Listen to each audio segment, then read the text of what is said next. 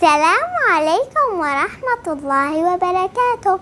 من آداب تلاوة القرآن الكريم الطهارة، الإخلاص والنية واستقبال القبلة، الاستعاذة والبسملة والتجويد وتدبر الآيات.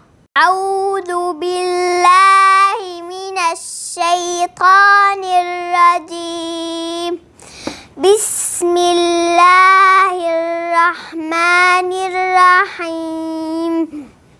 قل هو الله أحد الله الصمد لم يلد ولم يولد ولم يكن له كفوا أحد.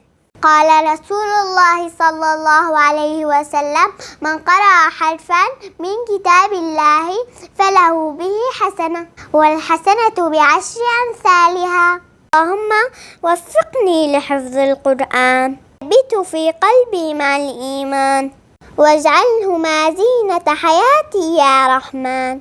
آمين يا رب العالمين.